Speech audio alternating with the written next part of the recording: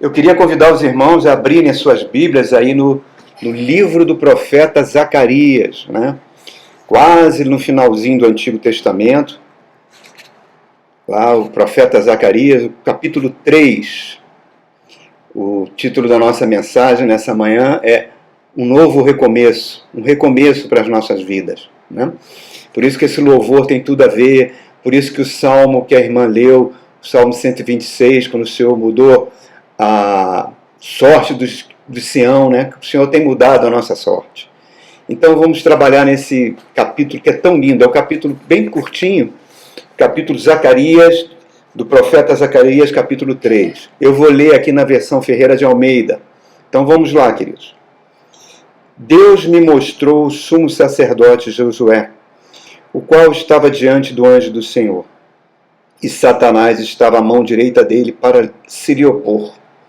Mas o Senhor disse a Satanás: O Senhor te repreende, ó Satanás. Sim, o Senhor que escolheu Jerusalém te repreende.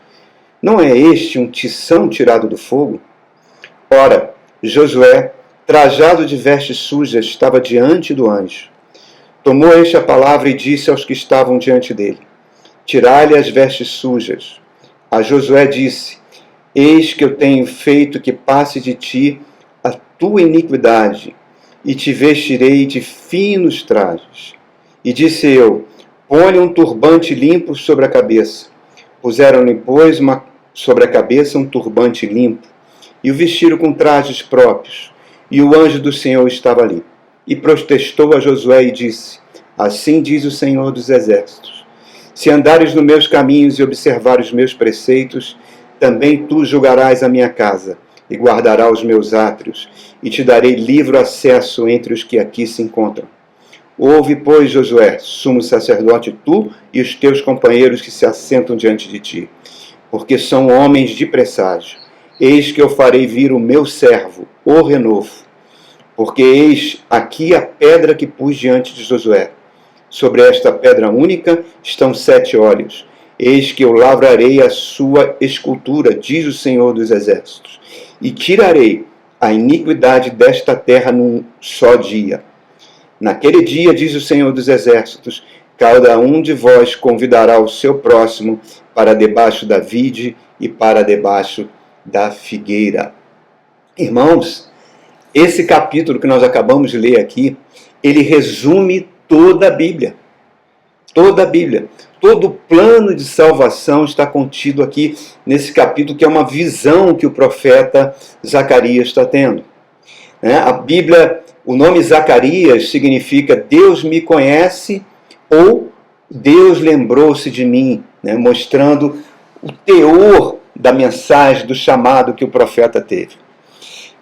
Vamos entender o contexto dessa mensagem, O povo de Israel havia perdido a sua identidade como povo de Deus. Nos últimos 100 anos, antes desse momento aqui de Zacarias, o povo foi chutado de um lado para o outro pelas potências militares, pelas potências mundiais da Síria e logo depois da Babilônia.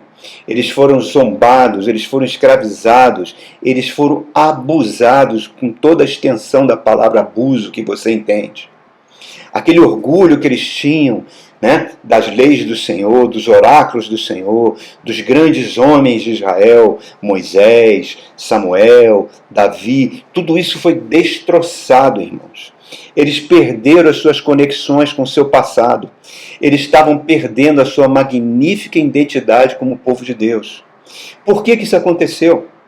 A Bíblia fala que isso aconteceu porque eles se esqueceram, ou melhor, eles desprezaram a palavra de Deus, as leis de Deus, os preceitos de Deus. Deus foi mandando um profeta atrás do outro. O profeta Isaías, que pregou 400 anos antes de Zacarias, a partir dele, vários profetas, é só você ler os livros dos profetas na Bíblia, estavam avisando que o povo estava abandonando Deus, que o povo só pensava em dinheiro, só pensava em grana, só pensava em poder, só pensava em prazeres, que cometiam adultérios o tempo todo. E Deus e os profetas estavam avisando: a consciência moral de vocês está ficando pior que a consciência moral de Sodoma e Gomorra. E Deus avisando, e eles maltratando os profetas, matando alguns, E isso foi chegando no nível tal que Deus percebeu que a nação ia ser totalmente destruída.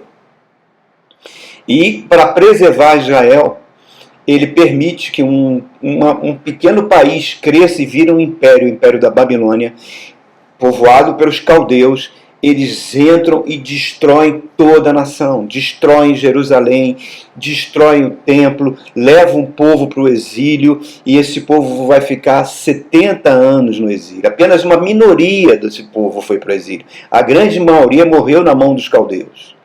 E no ano 520, mais ou menos 519, 520 a.C., Deus levanta um outro império, o Império da Pérsia e o Império dos Medos, se juntam e vão destruir a Babilônia.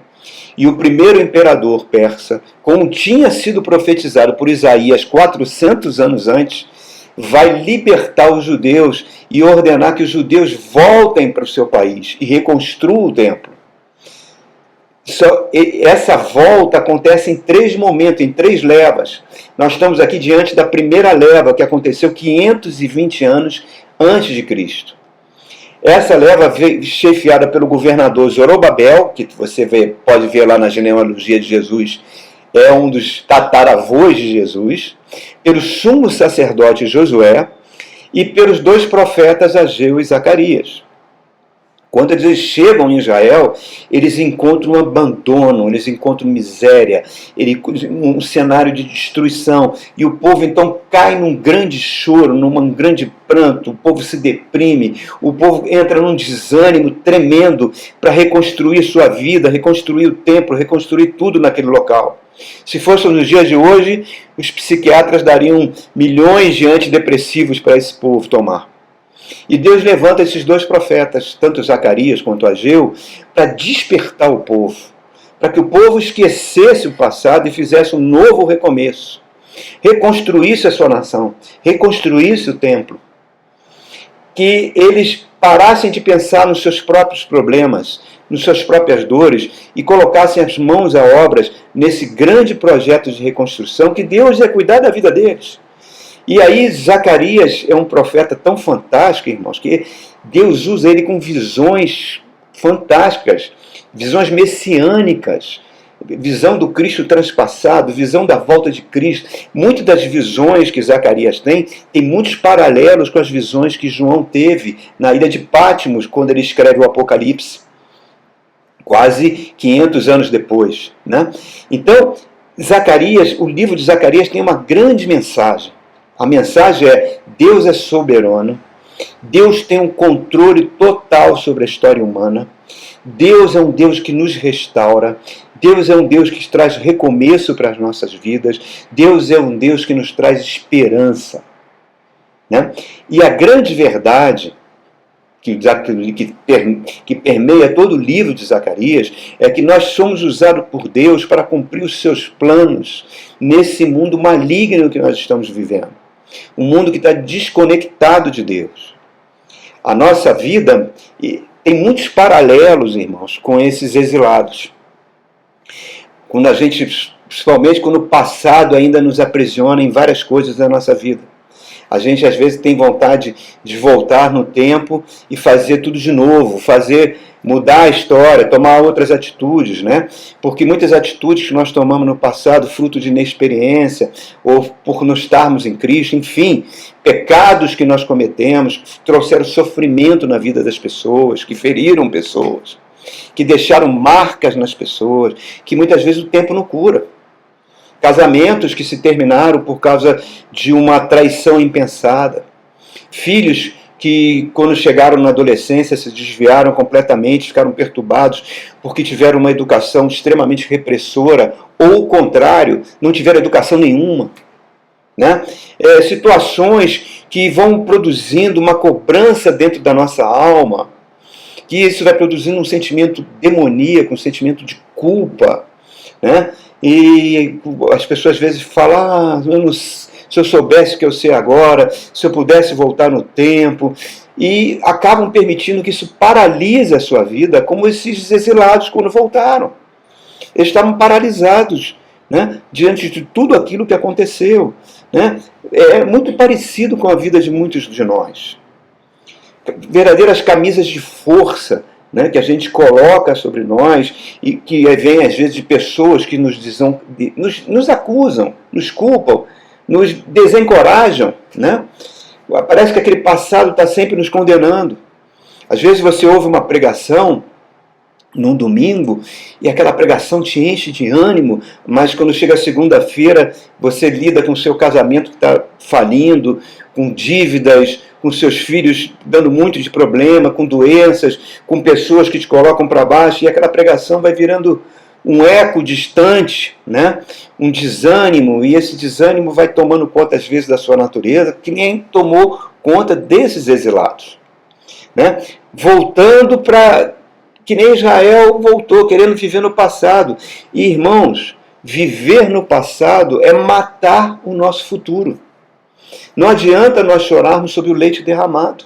O que passou, passou. Deus é um Deus de recomeço. Deus é um Deus que quer reconstruir as nossas vidas, que quer recomeçar as nossas vidas. E esse capítulo 3 de Zacarias, ele mostra exatamente isso. Primeiro, o que Deus pensa de nós. O que Deus pensa de nós é muito, mas muito diferente do que o mundo pensa de nós e do que até que nós pensamos de nós mesmos, né? Nós estamos aqui nesse capítulo 3 diante de uma visão. O profeta está tendo uma visão, das muitas que ele tem, é a quarta visão que ele tem no seu livro, nesse momento. E ele está diante de um tribunal. Olha que coisa fantástica, ele está diante de um tribunal e ele está vendo um julgamento. Deus Pai é o juiz, né? E ele está vendo 3 personagens diante dele. O anjo do Senhor, e interessante que no Antigo Testamento, sempre que aparece o anjo no singular, do Senhor, ele aparece lá em Josué com uma espada, ele aparece com espada também no livro de Gideão, ele aparece na eira de Araúna para Davi. Todos os teólogos entendem essa personificação de anjo do Senhor como sendo o próprio Senhor Jesus antes da sua reencarnação.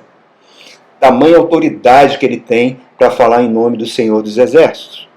Então, esse anjo do Senhor, que aparece nesse tribunal que Zacarias está vendo, ele está funcionando como um advogado de defesa. A Bíblia diz em Romanos 8 que Jesus Cristo é o nosso advogado, que intercede por nós. E quem é o advogado de acusação? O promotor, né, que está nesse tribunal, que está acusando, é o próprio Satanás. A palavra Satã é uma palavra hebraica que significa acusador. Interessante que no Antigo Testamento ele só aparece em 2 lugares de forma bem explícita. Em Gênesis aparece travestido de uma serpente, mas explicitamente a pessoa de Satanás diante de Deus só aparece no livro de Jó, para acusar Jó, e agora, nesse momento, acusando o sumo sacerdote Josué. Interessante, é no Novo Testamento, quando Jesus chega, que Jesus vai abrir o véu e vai mostrar quem é o príncipe desse mundo. E em Jesus mesmo, eu vim para destruir as obras do diabo. É a Bíblia que vai revelar para nós quem domina esse mundo. Tanto é que o próprio demônio chega para Jesus e oferece todos os reinos da terra. Está lá em Efésios. Efésios chama no capítulo 6 os dominadores desse mundo tenebroso. Então, essa figura está ali para acusar, né? Ele é o acusador. E quem é o réu? O réu é o sumo sacerdote. Olha só, irmãos.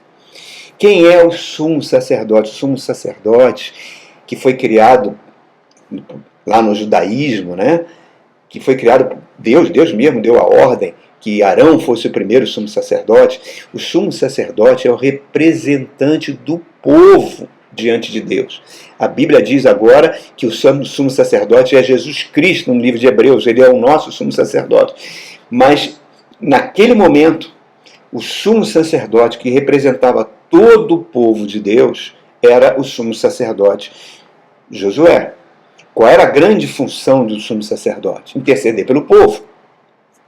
Uma vez por ano, ele entrava no Santo dos Santos, abria a cortina, levava uma bacia com sangue de um cordeiro, chegava ali no Santo dos Santos, na Shekinah de Deus, diante da Arca da Aliança, pegava o sangue do cordeiro, aspergia sobre a tampa da Arca da Aliança, que é chamada de propiciatório, né?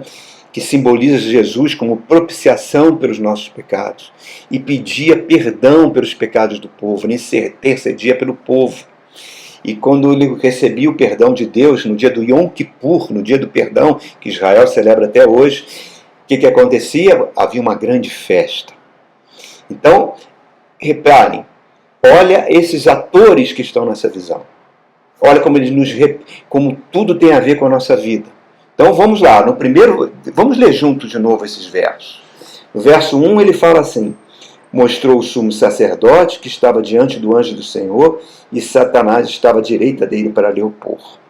Um tribunal, defesa e acusação. Satanás à direita. Ele falou para Jesus: me adore, que eu te darei os reinos desse mundo. Olha só, irmãos. Ele teve a ousadia de chegar diante do Filho de Deus e mostrar que o mundo, por enquanto, aí está sob o domínio dele. Atua na terra com tentações, atua na terra com mentiras. Essas são as principais armas do diabo. As mentiras, fake news, né? E no céu ele atua como? Com a acusação. O Apocalipse 12 diz que haverá um momento que será expulso dos céus o acusador que acusa os irmãos dia e noite, e será lançado na terra. Ai da terra quando isso acontecer. Então, nenhum ser humano, irmãos, tem condição de enfrentar os demônios. São espíritos malignos, anjos, invisíveis, que atuam com liberdade, que nos vigiam 24 horas por dia, certo?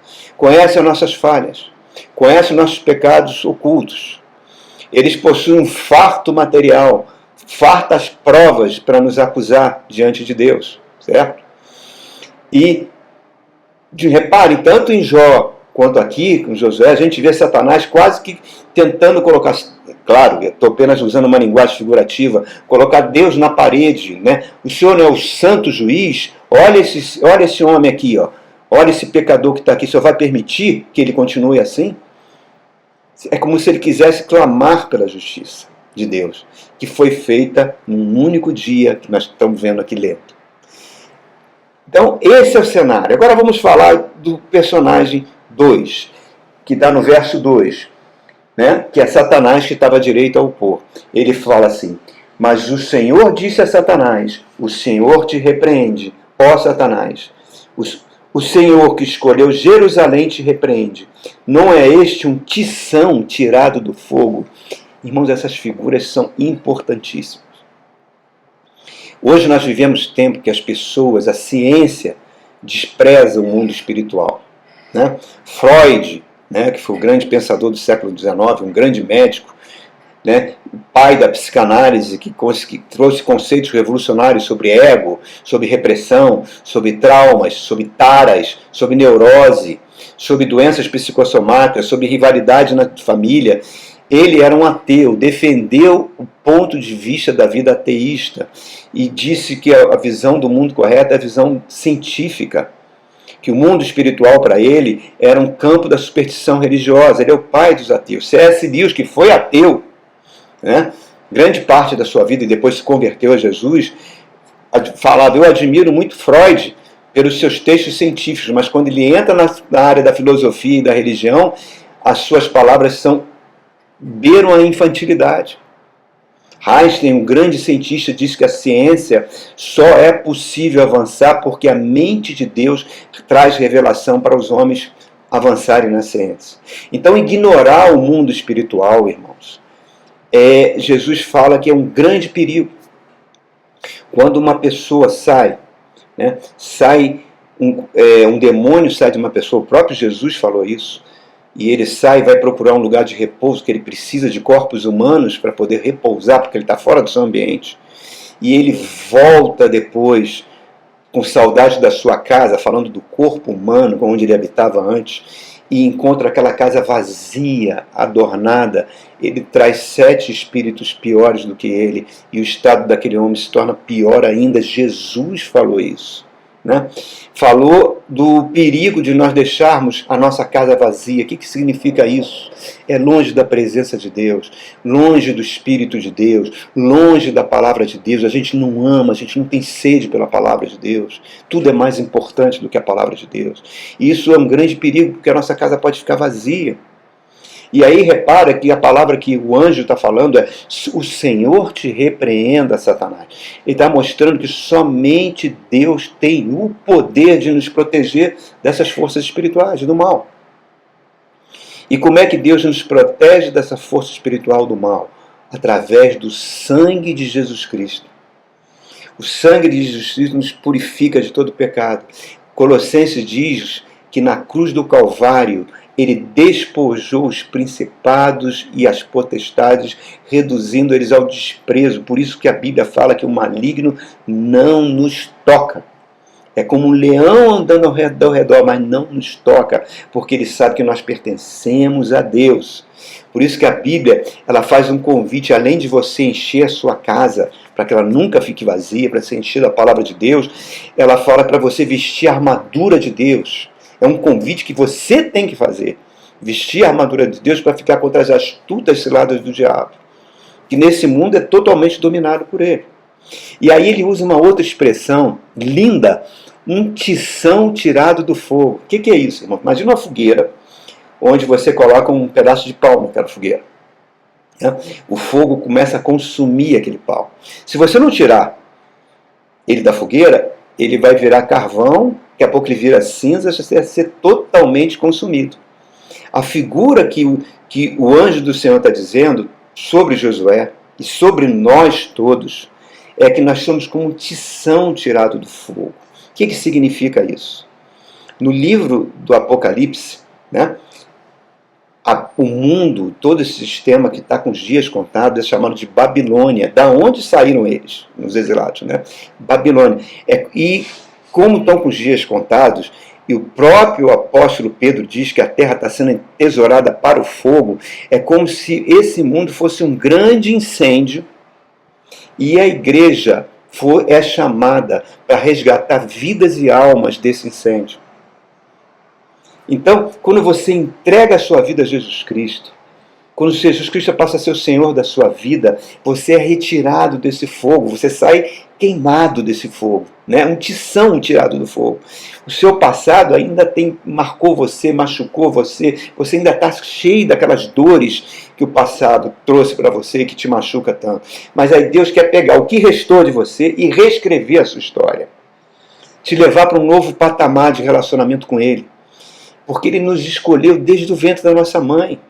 E Ele vai vir a nós por meio de Jesus Cristo. Ninguém vai ao Pai se não for por meio de Jesus Cristo.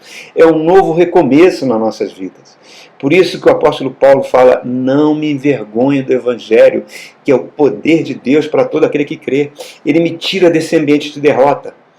Nós vamos continuar passando por situações difíceis? Sim. O mundo é um ambiente de sofrimento. A nossa natureza ama as coisas desse mundo. As forças espirituais da maldade continuam atuando nesse mundo.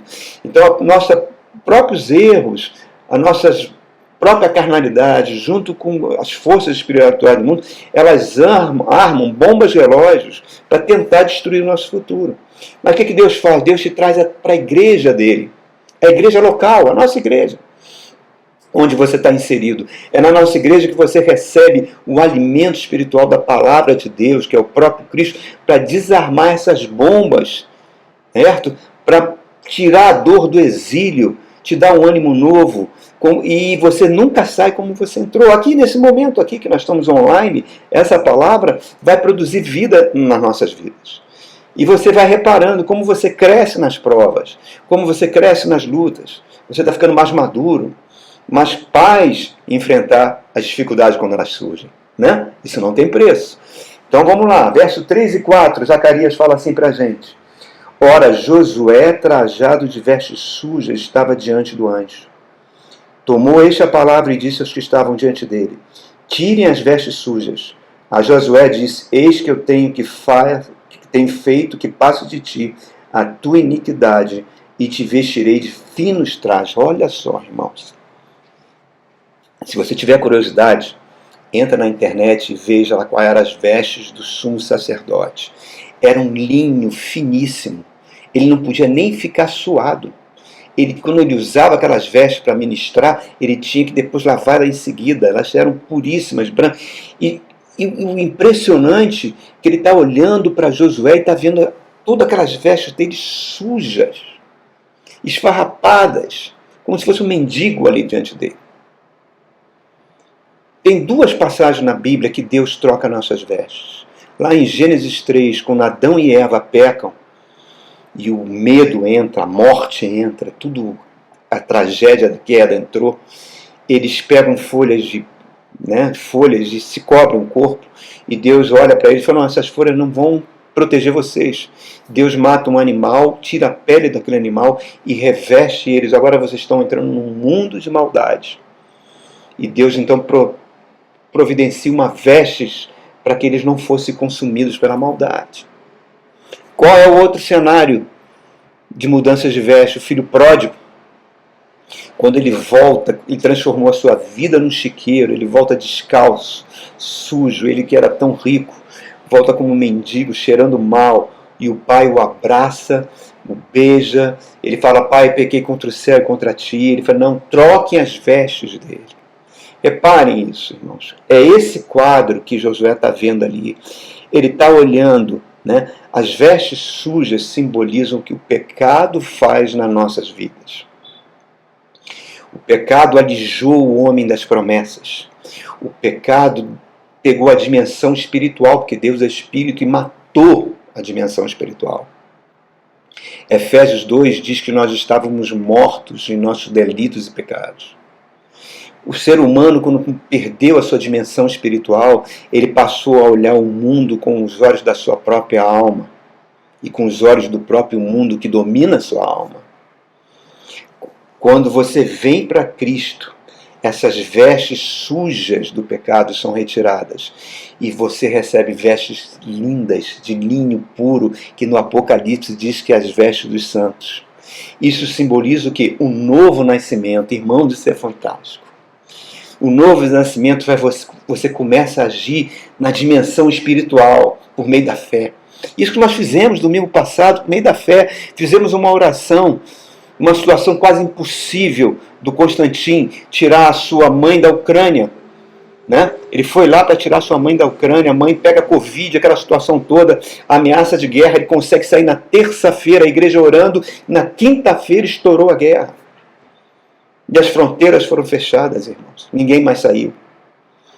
É a dimensão da fé, do poder espiritual. 2 Coríntios diz que nós somos nova criatura.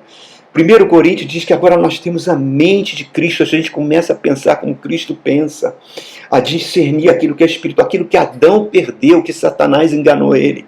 Que disse que os olhos dele seriam abertos, ele seria como Deus. E foi o contrário que aconteceu. O maior poder existente no universo, a pessoa do Espírito Santo, vem morar em nós. Está agindo em mim e em você. Então nós podemos pensar como Cristo pensa. Mas aí a gente tem uma responsabilidade muito grande com as nossas palavras, com nossas ações, que no verso 5 vai vir essa cobrança. Reparem só. Não, mas no verso 5, perdão, antes disso, Zacarias, ele não aguenta, ele fica vendo aquilo. Olha o que Zacarias fala. Ponha um turbante limpo sobre a sua cabeça. Puseram um turbante, pois sobre a sua cabeça um turbante limpo e vestiram com trajes próprios. E o anjo do Senhor estava ali. O turbante é o símbolo da autoridade do sumo sacerdote. A Bíblia diz que nós somos sacerdotes de Deus. Reparem, o turbante é quando você vem a Cristo, você pode agora usar o nome de Jesus. Os demônios sabem que você está selado pelo Espírito Santo, por isso eles não podem te tocar. Eles só podem te seduzir, te lançar tentações para que você peque, uma decisão sua. Os anjos e demônios reconhecem a autoridade que você tem agora, por isso você tem que ter muito cuidado com as suas palavras, com as suas acusações, não seja um acusador. Porque pode tanto destruir ou levantar vidas, certo? Não seja um instrumento na mão do diabo, senão o diabo vai lhe dar o seu salário que você merece. Eu sempre falo isso. Aí o anjo do Senhor vira para Josué, olha o que ele fala no verso 6 e 7. Ele fala assim: assim diz o Senhor dos Exércitos, se andares nos meus caminhos e observares os meus preceitos, também tu julgarás a minha casa e guardarás os meus átrios e te darei livre acesso entre aqueles que aqui se encontram. São as mesmas palavras que ele disse para o xará dele, o outro Josué, 2000 anos antes. Quando ele chega lá em Josué capítulo 1, verso 9, ele fala: ser forte e corajoso, medita sobre as minhas palavras, porque onde você colocar a sua mão e o seu pé, você será um vencedor. Reparem, a aliança está sendo colocada diante de Josué, que é o nosso representante. O nosso Deus é um Deus de aliança. Deus sempre tem a contrapartida nossa. Ele nos salvou, Ele nos resgatou pelo sangue de Jesus, somos novas criaturas. Qual é a aliança? Meditar na palavra de Deus e obedecer a sua palavra. Como é que eu posso obedecer a palavra se eu não conheço a palavra? Oséias 4,6 diz que o meu povo morre porque lhe falta conhecimento da palavra. A ignorância da palavra mata o povo de Deus e coloca o povo de Deus na mão do diabo. Nós só avançamos na vida quando nós obedecemos, irmãos. Obedecemos os mandamentos de Deus. Qual o mandamento? Amamos o nosso próximo, amar Deus sobre todas as coisas, amar o próximo a si mesmo. E esse amor ao próximo significa o quê? Sustentar o reino de Deus aqui na terra. Com nossos talentos, com nossos dons, com nossas posses. Ser uma imagem de Cristo aqui na terra, uma imitação de Cristo aqui na terra. Jesus Cristo falou: aquele que me ama é aquele que me obedece os meus mandamentos. E aquele que obedece os meus mandamentos constrói sua casa sobre a rocha. Pode vir o mar, pode vir o vento, ela não cai. Quando a gente desobedece, a gente age como Jonas, que desobedeceu e foi engolido pelo peixe. Jesus é o Senhor. Ele falou: toda a autoridade dos céus e terra é minha. Então, irmãos, nós vamos sempre estar enfrentando lutas. A nossa natureza sempre vai sentir atração pela Babilônia. Tudo vai atrás. Mas, reparem, quando ele fala as mesmas palavras de Josué: onde você colocar os seus pés, você será abençoado. E eu, irmão, eu guardo aqui comigo uma coisa aqui na minha Bíblia, essa Bíblia bem antiga, né? Toda riscada, toda anotada. Tem aqui um papelzinho que eu encadernei não, plastifiquei. Isso foi uma época da minha vida tão difícil, no ano de 1999. Eu morava no Rio de Janeiro. Estava já em Cristo, mas estava enfrentando muitas dificuldades profissionais e falta de recursos. Foi um período muito difícil. E Deus abriu uma porta totalmente inesperada na minha carreira. Eu fui para a Inglaterra e toda a minha vida mudou a partir daquilo ali. E eu me lembro que eu fiquei com tanta alegria que eu cantei esse salmo que a irmã: quando o Senhor mudou a sorte de Sião, a minha boca se encheu de riso, mostrando que Deus não se esquece. E quando eu fui dar o testemunho na igreja lá da Nova Vida do Catete, na época eu congregava lá, foi no dia, até que é escrito, 11 de julho de 99, pouco depois eu vinha morar em Brasília, onde eu estou até hoje. Uma senhora escreveu num papelzinho, né? E quando eu estava saindo da igreja, ela me deu o papelzinho: não te mandei eu? Ser forte e corajoso, não temas nem te espantes, porque o Senhor teu Deus é contigo por onde quer que andares. Eu plastifiquei isso. Isso é o marcador da minha Bíblia até os dias de hoje. Eu nem sei se essa senhora vai estar ouvindo essa pregação, nem sei se ela ainda está conosco ou se está com o Senhor. Não importa, irmãos. Isso mostra a fidelidade de Deus. E aí no verso 8 e 9, ele resume o plano da salvação, quando ele diz assim para a gente: ouve, pois, Josué, sumo sacerdote, tu e teus companheiros que se assentam diante de ti, porque são homens de presságio. Eu farei vir o meu servo, o renovo, o descendente de Zorobabel, que nasceria 500 anos depois, Jesus Cristo. Pois daqui a pedra que pus diante de Josué, sobre essa pedra única estão 7 olhos, né? Os 7 Espíritos do Senhor, como fala Apocalipse. Eis que eu lavrarei a sua escultura, a pedra que não pode ser lavrada dos sonhos de Daniel, que destruirá todos os reinos, né? A pedra é a própria pessoa de Jesus Cristo, que crescerá e dominará toda a terra. E aí ele fala: naquele dia o Senhor dos Exércitos vai tirar a iniquidade da terra num só dia. Quando foi esse dia? Foi na cruz do Calvário, onde todos os nossos pecados foram purificados. Do passado, do presente, do futuro. Ele tirou a iniquidade da terra num único dia. Olha como essa profecia de Zacarias é fantástica.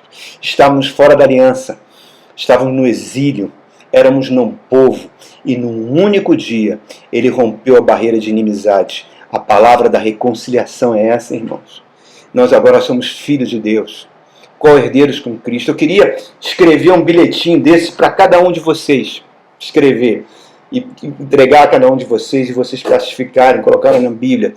Daqui a 20 anos, talvez não esteja mais aqui, vocês pegarem, lerem esse bilhetinho e verem como Deus é fiel, como Ele cuida de nós, né? O apóstolo Paulo, eu encerro, ele falou umas palavras tão fantásticas sobre nós, quando ele diz assim, no verso 7 da segunda carta a Coríntios, no capítulo 4, ele fala assim: temos esse tesouro em vasos de barro, para que a excelência do poder seja de Deus e não de nós. Em tudo somos atribulados, porém não angustiados, perplexos, porém não desanimados, perseguidos, porém não desamparados, abatidos, porém não destruídos. Coisa linda, irmão.